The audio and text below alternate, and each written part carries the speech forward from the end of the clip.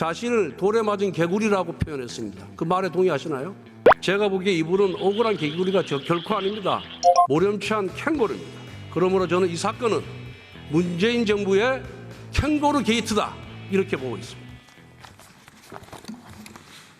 검찰에서 문재인 전 대통령 가족 비리 의혹을 수사하고 있죠. 수사하고 있는 것으로 알고 있습니다. 예. 전직 대통령이 또다시 수사의 대상이 되었다는 것은 대한민국의 수치입니다. 하지만 아무리 대통령이라 할지라도 법 앞에 평등하다는 것이 바로 정의다 이렇게 생각하는데 동의하시죠? 예. PPT 봐주시기 바랍니다.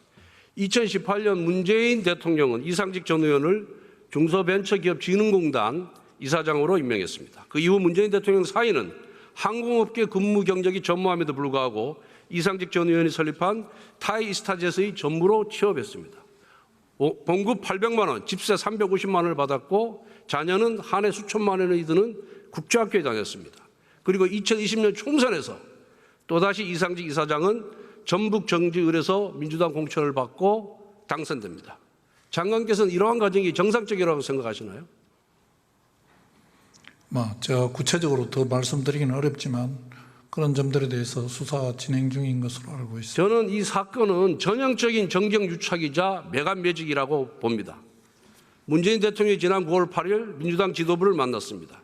이재명 대표가 검찰 수사는 정치보복이라고 하자 문 대통령은 준비 안 된 대통령이 집권에 혼란하다. 민주당이 재주권을 준비해야 된다라고 초조한 마음을 감추지 못했습니다. 그런데 과거 문재인 대통령은 다른 전임 대통령들에게는 대통령으로 예우할 것이 아니라 그냥 피의자로 다뤄라. 즉각적인 강제 수사를 촉구한다라고 말했습니다. 이처럼 문재인 대통령은 상황에 따라 자신의 말을 180도 뒤집은 것입니다. 한편 그분의 딸인 문다혜 씨는 검찰 수사를 비판하면서 자신을 돌에 맞은 개구리라고 표현했습니다. 그 말에 동의하시나요?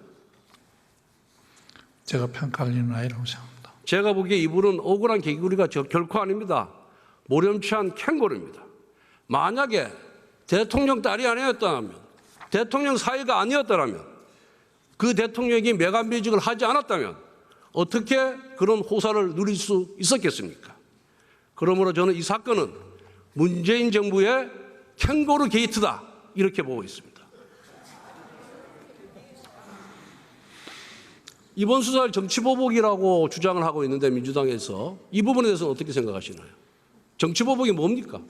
수사 시작 자체가 시민단체의 고발에 의해서 시작된 것이고 검찰이 특정한 목적을 가지고 수사를 시작한 것은 아니라고 알고 있습니다. 정치보복이 뭡니까? 지난 문재인 정부 때 잘 보여줬습니다. 불법적, 탈법적으로 증거를 수집하여 무차별적으로 의혹을 뒤집어 씌우고 그 의혹을 증폭시키고 자의적으로 해석해서 억울하게 기소와 수사를 하는 것이 바로 정치보복입니다. PPT 한번 보십시오. 정치보복의 전형적 사례가 바로 문재인 정부의 적폐청산위원회입니다. 문재인 대통령은 취임하자마자 적폐청산을 국정과제 1호로 선정했는데 잘 기억하고 계시죠? 장관님. 예, 언론을 통해서 봤습니다. 정부 부처마다 적폐청산위원회를 설치했습니다.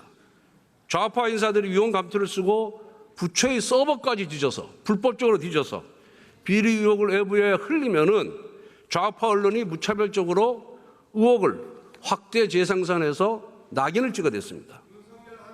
이렇게 인민재판을 통해서 심리적으로 굴복시켜 놓고 검찰의 고발을 남발했습니다. 수많은 공무원을 조사하고 구속했습니다.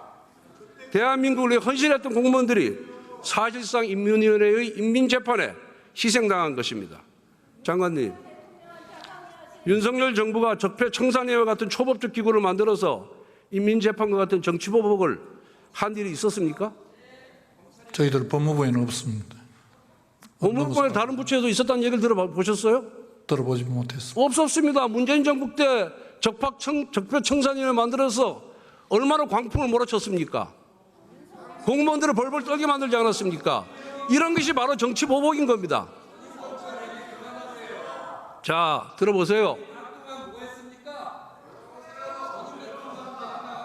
소통의 1원칙이 경청입니다. 좀 들어주세요. 듣기 싫더라도.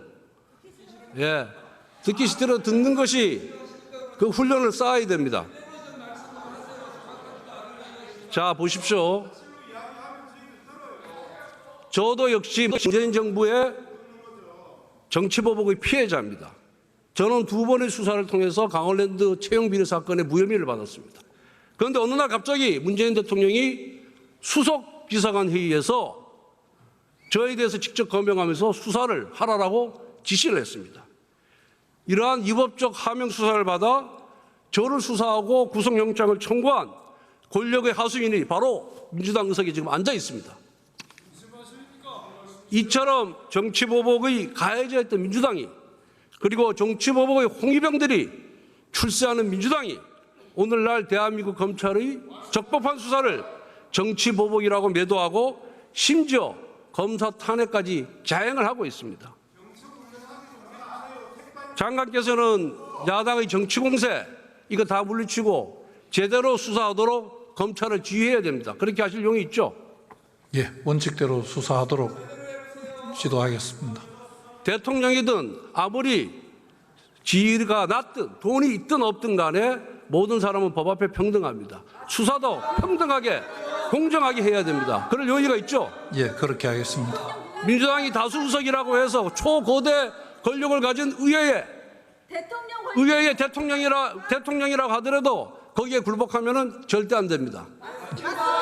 그럴 각오가 되어 있습니까? 예, 알겠습니다. 앞으로 이러한 불법 행위에 대해서 어떻게 수사할 것인지 그 심정을 한번 좀 얘기해 주시기 바랍니다. 수사는 어떤 대상이든 간에 법과 원칙에 따라서 공정하게 진행할 것으로 알고 있고, 법무부 장관으로서 검사들이 공정하게 정치적 중립성을 가지고 수사할 수 있도록 최선을 다해서 지도하고 감독하겠습니다. 예, 들어가십시오.